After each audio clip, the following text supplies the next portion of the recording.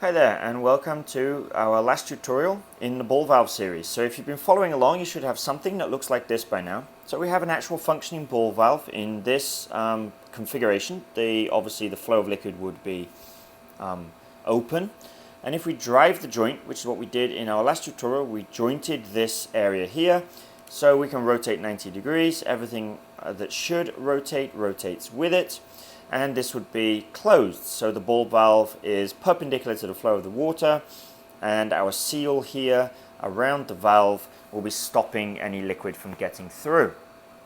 Now what we added when we drive this joint is basically a software limitation as to how far the handle can turn, but in real life we need a physical limitation.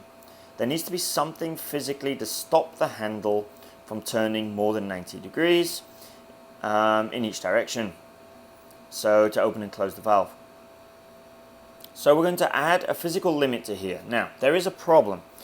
We created a copy of body 1 earlier on when I wasn't thinking about what we're going to need here, and when we made that copy we did not paste new, we just pasted a copy. Now what will happen is when we edit this side, anything we do here will be also replicated on this object here because it is a copy, a carbon copy. In fact, everything we do to one happens to the other. So let's hide that, and what we need to do is actually go to paste new. So we'll go to copy, and to get paste new you must go up to the base tree here, the root of the tree, and go to paste new. Now it will create a new copy for us, and we have to rotate this around 90 degrees, move it, and point to point so that we line everything up properly. Capture position, okay. Now you see it's made a copy, but rather than it being called body and body version 2, it's actually body brackets 1. So that's how we know that this one is actually completely different. No, we aligned up the wrong edges there. Let's just move this again. Move, and we want to go from this point to that point there. Okay. Now, this is no longer a carbon copy. Whatever we do to this side will no longer be copied on that side, which is what we want, because these are going to have to be slightly different. So, first thing we need to do is isolate the lever. That's a quick way of hiding everything and just seeing the part we want to work on, and then we will show the body. Now, just drive the joint to its extent, which would be 90 degrees. Actually, we can leave it where it is for now. What we need to do is basically add a bend to here so that it comes down perpendicular to the valve. So we'll delete this and delete that, and we will go then to the side view, and we're going to create a sketch. Use this as the surface. Draw this down here. Now our material thickness is 2 millimeters, so we're going to make this 26 by 2, and then we will extrude this out here. Join, done. Now we add a fillet to the bottom, which will be 2 millimeters. And we add a fillet to the top, which will be 4 millimeters, because our material is 2 millimeters thick. So if you make it 2, you'll see that actually our material gets thicker here, which is not correct. So actually you want to make this 4. The radius of the inner plus thickness of the material equals the outer radius, 4 millimeters there. Now we keep a consistent material thickness throughout. Now we've done that, I'm going to add a fillet again to the bottom here. That's 2 millimeters there, not as big as we had before. 2 millimeters here, and we are done with editing this. So we can unisolate, and we see everything again. So we drive the joint to its maximum extent, which is 90 degrees, and we need to hide our stem bushing and select this as our sketch plane.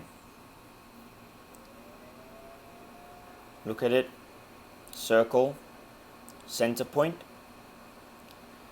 and we're going to come out 46. Okay, now we're going to need something physically sticking out here to stop that from rotating. So we're going to get our line tool. We draw one line across here and the other from the center point to this corner, as close as we can to there.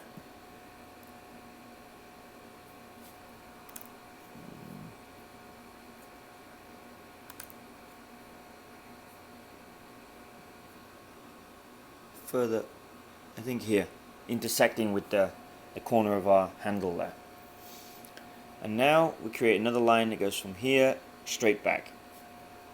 And we can remove this or change it to a construction line if we want.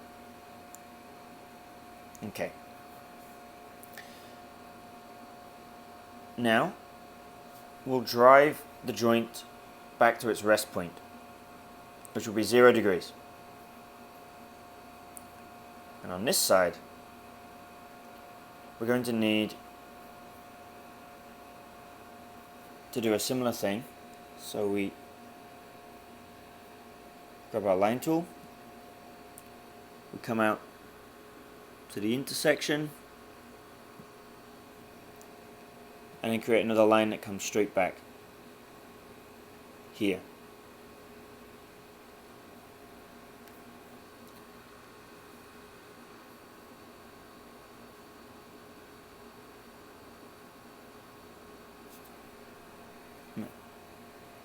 I need to create an inner circle.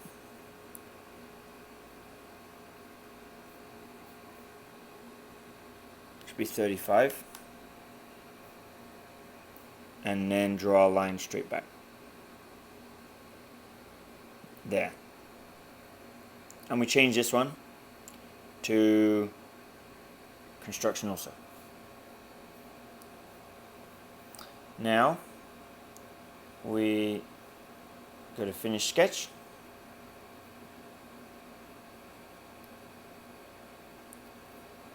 and we're going to extrude this piece down and go to join, and we show that sketch again.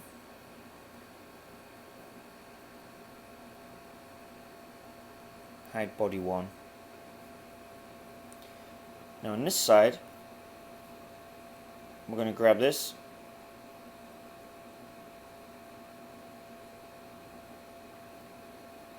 extrude it down, and join also.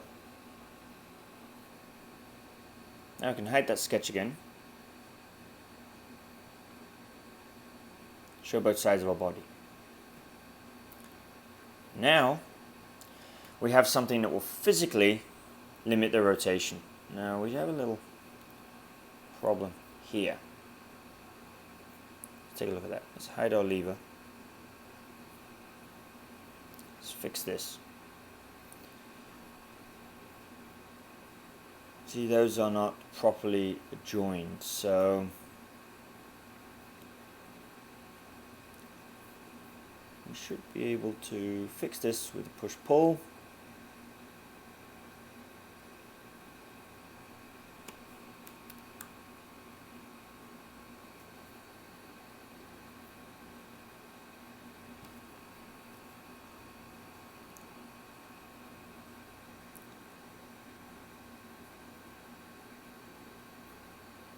Exactly.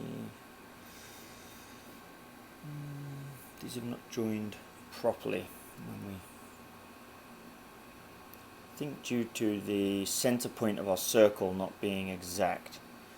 I suppose our circle was slightly offset, so it hasn't quite matched up here.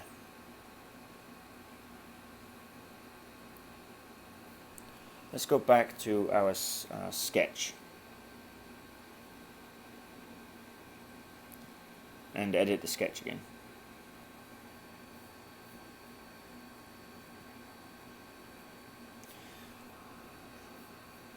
So our outer sketch here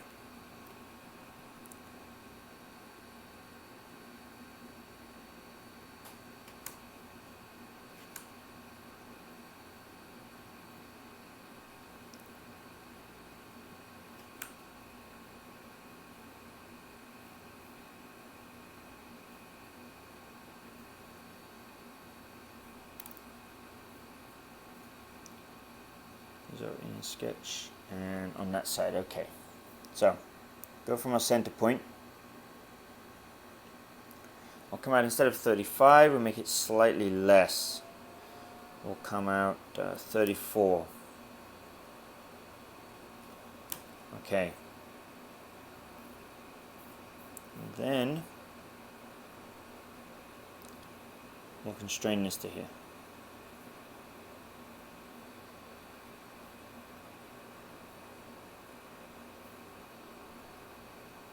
Now skip forward.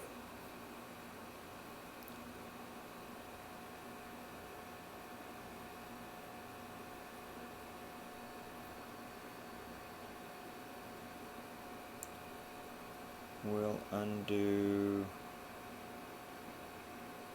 that extrude. So we have, let's put our handle back in. Our rest point is correct. We go back to our sketch.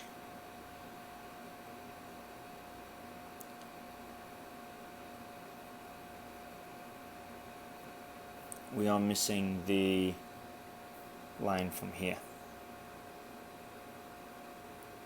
Now bring that back to there.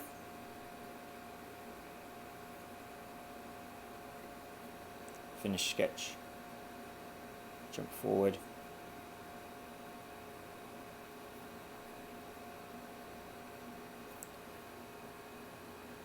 Make the sketch visible again. And we need to just extrude this out. So select this, and we extrude that down. Join. Okay. Hide our sketch. And we are done. Now we have a properly physically constrained handle. As we rotate this, so we drive our joint, in real life it would not be able to move beyond these points because it's being restricted physically from going. So it gives you an idea that my handle is half open.